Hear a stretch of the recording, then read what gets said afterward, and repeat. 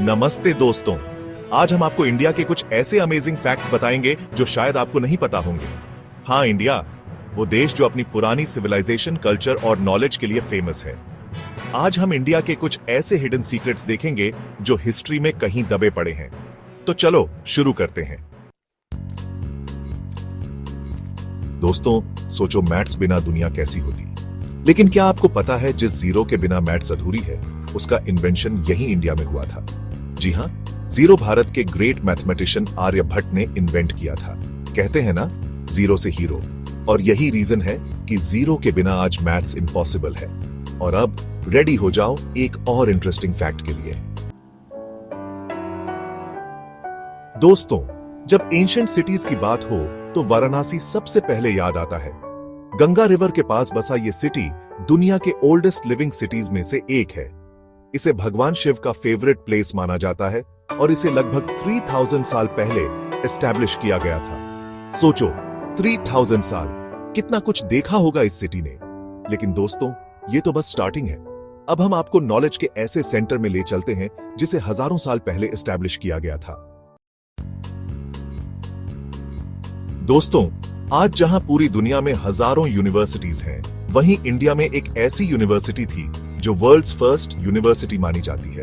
हाँ, मैं तक्षशिला यूनिवर्सिटी की बात कर रहा हूं, जिसे लगभग 700 बीसी में एस्टैब्लिश किया गया था। यहां 10,000 से ज्यादा स्टूडेंट्स, 60 से ज्यादा सब्जेक्ट्स पढ़ते थे। सोचो, उस टाइम में एजुकेशन को इतनी इंपॉर्टेंस दी जाती थी। लेकिन दोस्तों, इंडिया की डिस्कवरीज यहीं खत्म नहीं होती। अब हम मेडिसिन के ऐसे एंशिएंट साइंस की बात करेंगे जिसकी रूट्स इंडिया में है। Chapter 4, origin of Ayurveda. दोस्तों, हेल्थी लाइफ जीने के लिए आज पूरी दुनिया इंडिया की तरफ देख रही है। और ऐसा क्यों ना हो, मेडिसिन का 5वां वेद आयुर्वेदा का ओरिजिन यहीं इंडिया में हुआ था। आयुर्वेदा, जो वर्ल्ड्स ओल्डेस्ट मेडिकल सिस्टम है, हमें नेचर के साथ बैलेंस बनाकर जीना सिखाता है। लेकिन दोस्तों, ये तो इंडिया के प्राइड की एक ग्लिम्स है। अब हम आपको उस टाइम में ले चलते हैं जब इंडिया को सोने की चिड़िया कहा जाता था।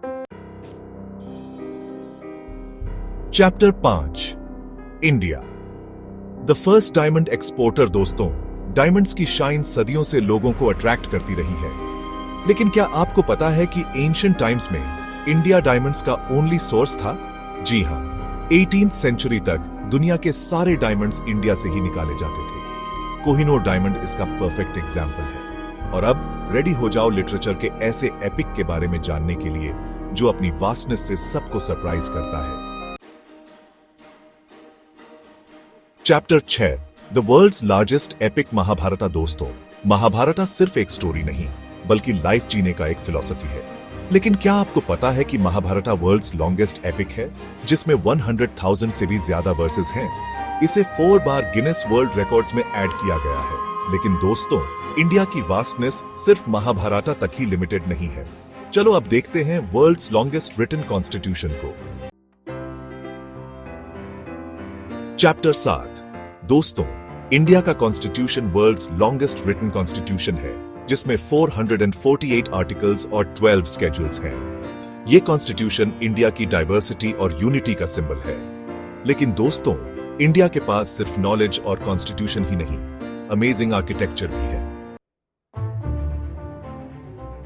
चैप्टर 8, दोस्तों, दिल्ली के कुतुब माइनर कॉम्प्लेक्स में अशोका पिलर आयरन का बना है। लेकिन 1600 सालों से इसमें रस्ट नहीं लगा है। सोचो, 1600 साल, ये पिलर इंडिया के साइंटिफिक टैलेंट का प्रूफ है। और अब रेडी हो जाओ गेम्स के ऐसे गेम के बारे में जानने के लिए जिसका ओरिजिन इंडिया में हुआ था। चैप्टर 9, दोस्तों, आज पूरी दुनिया में खेला जाने वाला गेम चेस का इन्वेंशन इंडिया में हुआ था और इसे पहले चाटुरांगा कहते थे।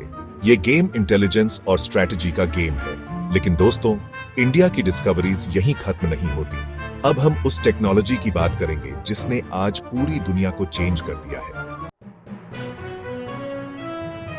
चैप्टर 10, दोस्तों, आज जब भी हम स्पेस की बात करते हैं तो रॉकेट का नाम सबसे पहले आता है।